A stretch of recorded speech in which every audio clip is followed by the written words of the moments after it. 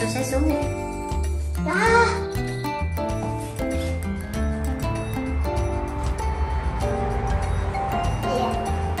Wow, đẹp chưa? Con gái vệ sinh chưa? Trời, tóc tai nó lu xu rồi nè. Đi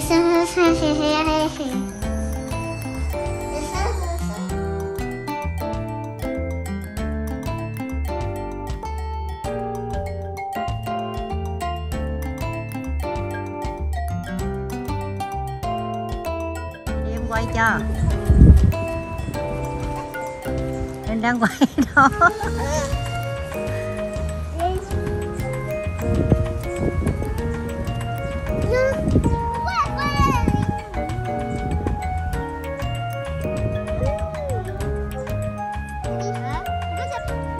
Nana lên đi là lư ta trai nha. Trời ơi mẹ.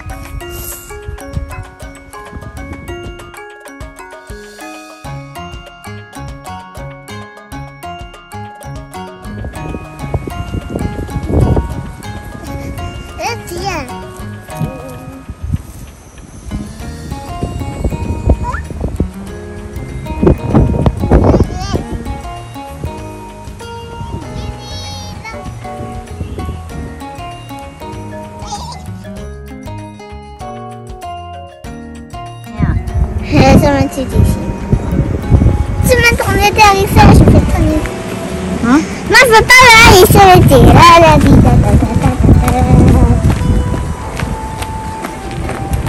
Un petit coup de pan. Et je vais faire.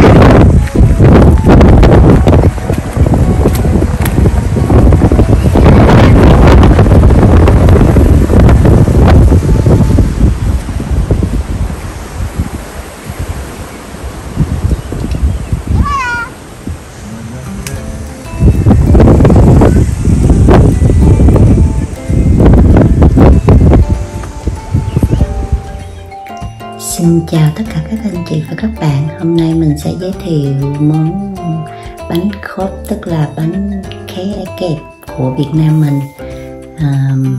Mình làm theo cái kiểu của Tây thôi. Mấy đứa nhỏ ở đây thích ăn với sô-cô-la. Xin mời các bạn cùng mình làm nhé. Đây là bột 6, mình làm 600 g bột.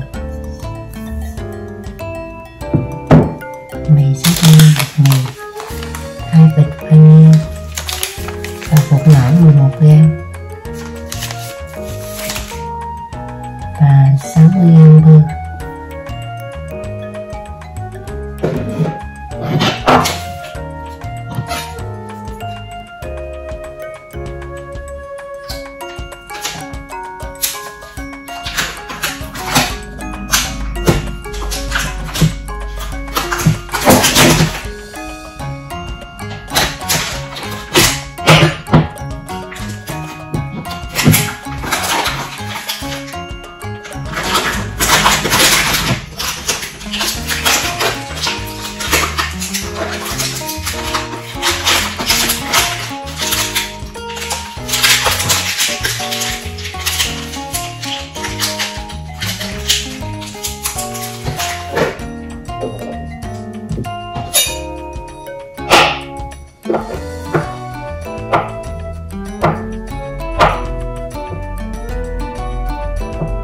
Bao mình cách nào để mình quay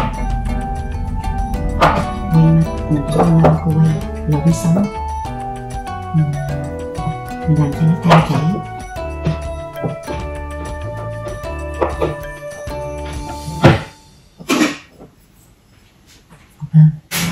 Mình sẽ ra đây để mình để đường vân thôi.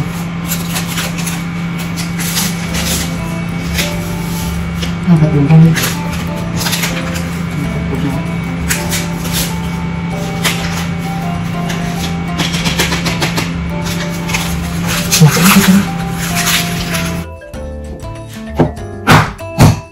Mình để 4 cái trứng vô.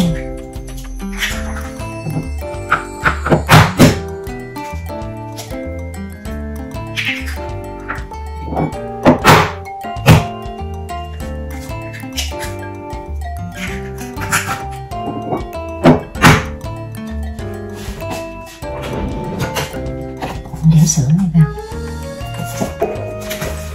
Sữa này là sữa không có sữa không đường.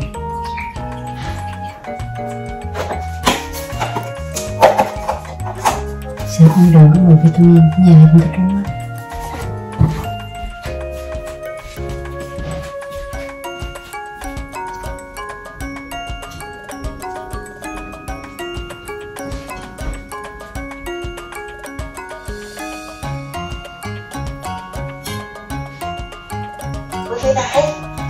Bây giờ mình để bơ vào bột,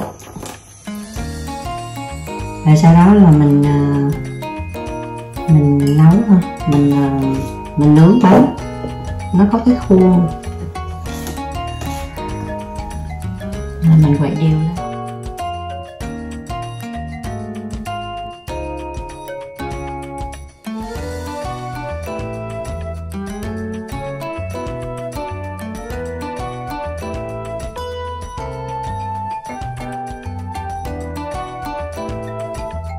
Vậy là mình để 600g bột, 1 lít sữa, 2 bịch đường vani, 2 bịch đường vani, rồi 60g bơ, rồi 4 cái trứng mình trộn đều với nhau, với 11g bột nở. Và bây giờ mình để vào khuôn.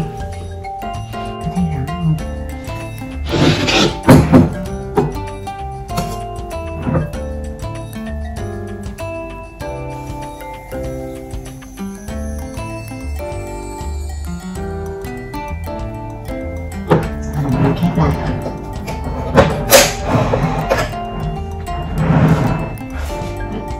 Tại cái này mình đang làm bánh bột lọc, chứ mình làm bánh ít trần. Hôm nay giờ mình làm bánh ít trần thôi. Rất giòn và ngon. Ok.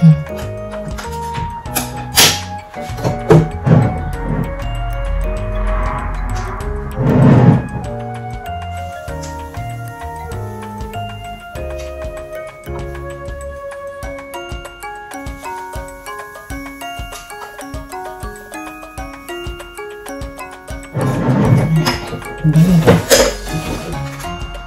Nhìn rất ngon phải không các bạn? Ăn nó giờ mình để sô-cô-la ra rất ngon.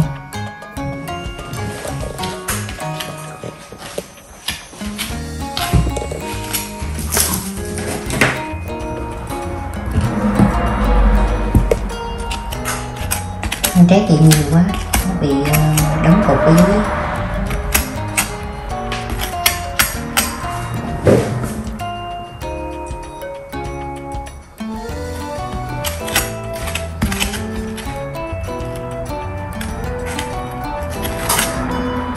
Này sô-cô-la mình làm cho nó nóng, nó chảy ra một chút khi trét nó sẽ đều. Nhưng mà cái này nó cũng còn mềm nên thật ra mình không có hao.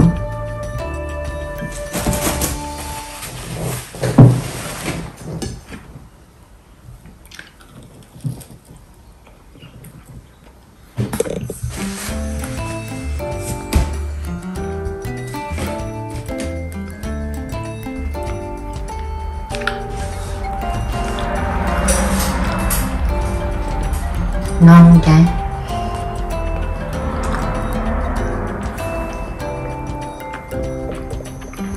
Cái bánh là trái sô-cô-la.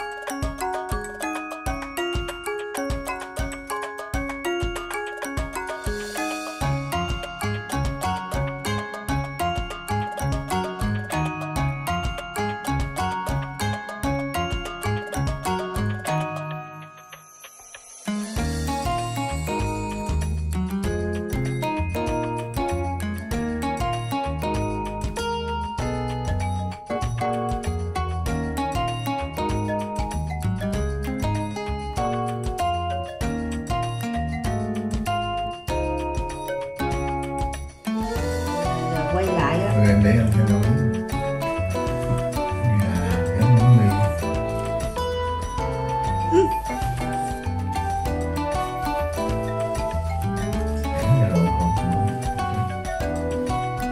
Rau rồi nấu rộn như thế.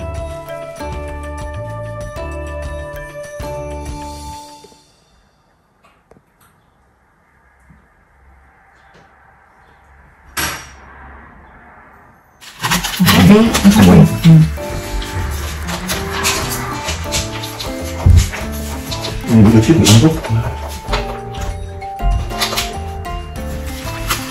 Người ta cà phê phin hai loại này, cà phê gao me cà phê người ta gọi những món ăn cà phê với con rồi làm công chuyện không có thích ngủ lắm, mệt lắm, mình phải pha cà phê uống cho nó đỡ mệt, con mình nó khó chịu nấu trước cho nó nở cà phê. Người ta xài cái máy gì á, người ta nói bao nhiêu ngày không phải cái máy, bữa nó ấp tự nhiên đó, coi cái ấp tự nhiên đó.